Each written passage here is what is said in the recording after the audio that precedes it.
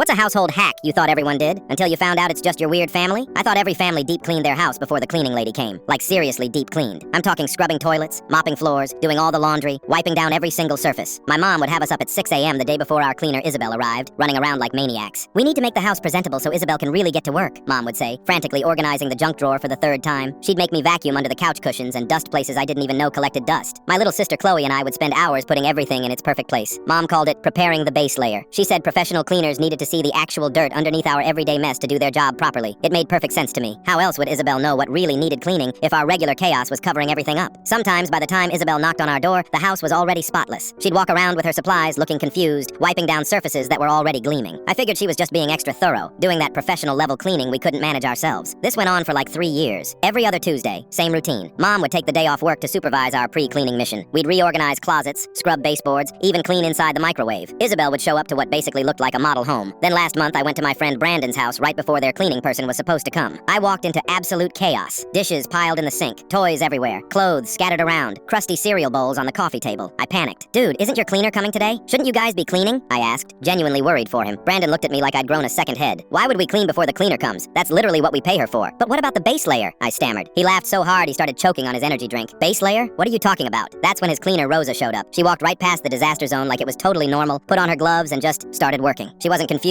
or overwhelmed. She didn't need to see any base layer. She just cleaned around the mess, moved stuff, and transformed their house from chaos to perfect in 2 hours. I sat there watching in complete shock. This woman was dealing with actual dirt and clutter, not the imaginary dust particles my mom worried about. She seemed way more efficient than Isabel ever was at our pre-cleaned house. When I got home, I found Mom doing her usual Tuesday panic clean. She was on her hands and knees scrubbing the bathroom tiles with a toothbrush, muttering about how Isabel needed to see every grout line clearly. "Mom," I said carefully, "I think we might be doing this wrong." She looked up, hair messy, rubber gloves covered in cleaning spray. "What do you mean?" "I went to Brandon's before their cleaner came. They didn't clean anything first. Like nothing." Her face went bright red. She sat back on her heels, still holding the toothbrush. "Well," she said slowly, "that's just lazy parenting." But I could see something clicking in her brain. The next day, she casually brought up our cleaning routine to her sister Kelly over the phone. I listened from the kitchen as Kelly's laughter echoed through the speaker. "Are you serious? You clean before the cleaner? That's the whole point of having a cleaner." That evening, Mom finally admitted the truth. She was completely embarrassed about anyone seeing our real mess. Isabel wasn't coming to clean. She was coming to do maintenance polishing on our already perfect house. Mom was basically paying someone to dust an already clean house because she couldn't handle the thought of a stranger seeing our actual lived-in chaos. The worst part? Isabel had been trying to hint for months that we didn't need her services. She'd finish in like 45 minutes and awkwardly ask if there was anything else to do. We thought she was just really good at her job. Last Tuesday was our first time letting Isabel see our actual house. Dishes in the sink, Chloe's art supplies on the table, my sneakers by the front door. Mom was practically hyperventilating, but Isabel just smiled and said, "Finally, a real house to clean." She worked for 3 hours and our place has never looked better. Turns out we'd been wasting money on the world's most expensive maintenance service when we could have had actual deep cleaning this whole time.